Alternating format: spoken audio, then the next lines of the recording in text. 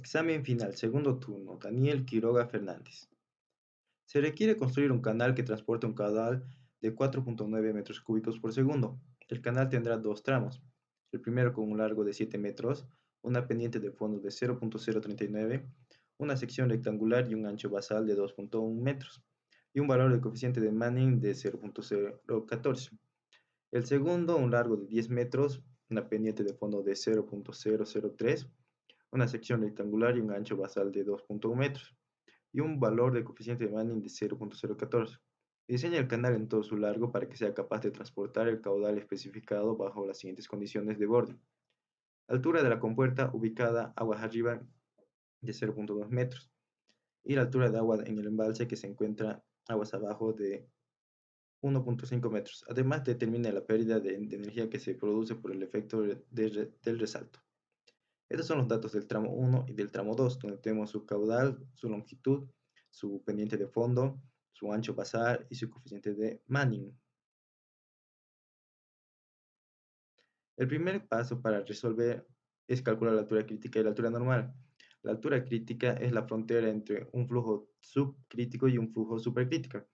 Y la altura normal sería la altura que tendría el espejo del agua si el flujo fuera un uniforme, considerando que la pendiente fuera constante y paralela al pendiente de fondo. Para el cálculo de la altura crítica, vamos a usar la fórmula de Freud, donde reemplazaremos la fórmula del área, introduciendo base por HC. La fórmula de Freud está igualada a 1. Resolviendo esto con los datos del tramo 1 y del tramo 2, tenemos que la altura crítica es 0,8217 metros para los dos tramos.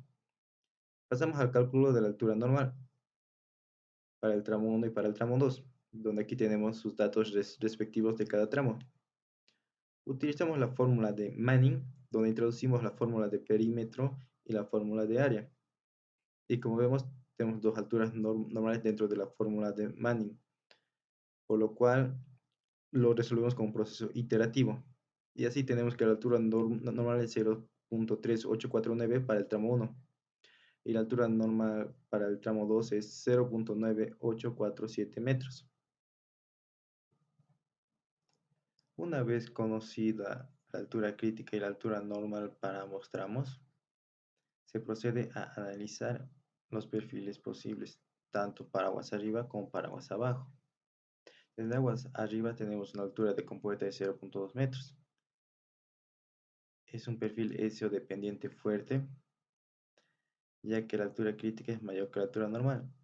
Y es un perfil S3, ya que la altura inicial se encuentra en el tercer intervalo.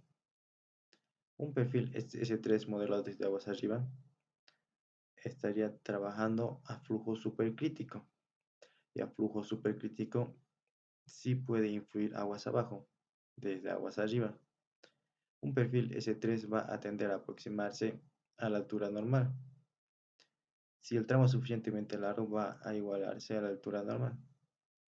Yendo al tramo 2, tendríamos un perfil M3, M ya que la pendiente es suave y la altura normal es mayor que la altura crítica. Un perfil M3 de igual manera es un flujo supercrítico y un flujo supercrítico puede influir desde aguas arriba hacia aguas abajo. El perfil M3 va a tender a aproximarse a la altura crítica hasta que en un momento lo corte en 90 grados. Ahora, viendo desde las aguas abajo, tenemos un perfil M1, ya que la altura inicial, que es la altura de embalse, está en el primer intervalo. Un M1 sería un flujo subcrítico y de igual manera tiende a aproximarse a la altura normal. Y yendo al tramo 1 tendríamos un perfil S1.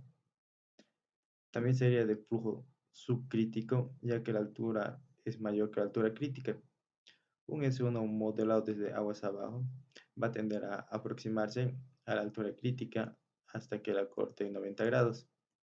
Si bien sabemos que estos serían nuestros perfiles posibles, no sabemos cuál va a ser la altura del espejo de agua a lo largo del canal, ni en qué punto llega a cortar con la altura crítica, si es que llega a cortar. Por lo cual se procede a utilizar un método iterativo, para conocer las diferencias de altura entre dos puntos de espejo de agua en base a un valor de X. Para modelaciones de aguas arriba se usa BRISI, que es un método iterativo, donde todos los datos son conocidos, a excepción de S sub f, que es la pendiente del espejo del agua. Para eso, en la ecuación de Manning, la despejamos a S sub f y hallamos el área y el perímetro mojado. Conociendo estos valores, podemos encontrar S sub f. Posteriormente, aplicamos BRISI en cada intervalo, tomando intervalos de 0.1 metros, ya que la longitud del tramo no es muy larga, y para tener una mayor precisión entre estos. Y en el caso de que en algún momento la altura de nuestra modelación llegue a cortar la altura crítica, aplicamos BRISI a lo largo del tramo 1 y copiamos la última altura y lo usamos como altura inicial del tramo número 2. Repetimos la aplicación de BRISI en el tramo 2 y con esto formamos la gráfica, donde vemos que la altura del espejo del agua fue aumentando. Sin embargo, no logró alcanzar la altura normal, ya que la diferencia de altura inicial y la altura normal es bastante alta y la longitud del tramo no es suficiente. De igual manera, en el tramo 2 vemos que la altura fue aumentando, sin embargo, no alcanzó a cortar con la altura crítica, por la misma razón. La longitud del tramo no es la suficiente para llegar a cortar. Pasamos a la modelación de aguas abajo, donde tendremos una altura del embalse de 1.5, que sería nuestra altura inicial, y de igual manera aplicamos BRISI, solo que en este caso tenemos intervalos negativos, ya que estamos yendo desde arriba hacia abajo. Cabe mencionar que vamos a poner nuestro punto 00 en el punto más alto del proyecto, es decir, aquí en el inicio del tramo 1. Entonces aplicamos BRISI y de igual modo copiamos la altura final del tramo 2, que sería 1.475, y la tomamos como altura del embalse para el tramo número 1. Y del mismo modo aplicamos BRISI y con estos datos formamos la gráfica del tramo 1 y el tramo 2, de aguas arriba y de aguas abajo, y donde vemos que aguas abajo sucedió lo que esperábamos, que la altura del espejo del agua vaya aproximándose a la altura normal, sin embargo no llega a cortarla. Y en el tramo 1, aguas abajo, del mismo modo fue bajando, pero no llegó hasta a cortar la altura crítica. Entonces ahora tenemos dos posibles modelaciones y no sabemos cuál es la que se va a generar, o si se va a generar un resalto hidráulico que las una a las dos. Por lo cual se procede a aplicar la ecuación de momento, que es una fórmula que nos sirve para comparar la fuerza que va a tener el espejo del agua o la modelación en un determinado punto. Para aplicar la ecuación de momento vamos a usar la altura 1 y la altura 2, tanto de modelación desde aguas arriba como desde aguas abajo.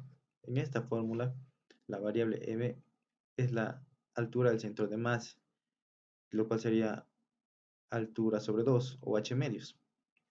Se procede a aplicar la fórmula tanto en modelación de aguas arriba como de aguas abajo y se procede a encontrar la diferencia, donde podemos ver que la momenta 1 siempre es mayor que la momenta 2. Tomando en cuenta, sabemos que la modelación desde aguas arriba tiene mayor momenta, por lo que arrastrará el resalto hidráulico hasta el final del tramo 2. Considerando esto, para el diseño de nuestro canal, solo usaremos la modelación desde aguas arriba, generándose el resalto hidráulico al final del tramo 2. Procedemos al cálculo de la altura constructiva, con una revancha de 20%. Esta revancha va desde el 15 hasta el 25%, pero esto ya queda a elección del diseñador. Y vamos a tomar los intervalos de 0, que es la altura inicial, la longitud inicial del tramo 1, 3.5, que es el punto medio del tramo 1, 7, que es la longitud final del tramo 1, y la inicial del tramo 2, 12, que es el punto medio del tramo 2, y 17, que es punto final del tramo 2. Aplicamos la revancha y redondeamos a punto 5 y así encontramos la altura constructiva para los intervalos analizados. Un resalto hidráulico es cuando un flujo pasa de ser supercrítico a subcrítico. Este cambio brusco provoca que la agua pierda mucha energía, por lo cual procederemos a calcular la pérdida de energía con esta fórmula del libro de Chow. Como conocemos Y1, que es la altura antes del resalto hidráulico, y Y2, que es la altura después del resalto hidráulico, la aplicamos en la fórmula de Chow, donde ya conocemos todos los datos, y tenemos que la pérdida de energía es 1.18, teniendo así ya todos los datos necesarios para pasar al diseño final de nuestro canal. Aquí tenemos el diseño final de nuestro canal, donde tenemos una altura de canal de 0.25 y una altura de espejo de agua de 0.20 a inicios del tramo 1. En el punto medio del tramo 1 tenemos una altura del canal de 0.3, una altura de espejo de agua de 0.21. En el final del tramo 1 y lo que sería el inicio del tramo 2 tenemos una altura del canal de 0.3 y una altura del espejo del agua de 0.22. En el punto medio del tramo 2 tenemos una altura de canal de 0.3 y una altura de espejo de agua de 0.25. Al final del tramo 2 tenemos una altura de canal de 0.35 y 0.265.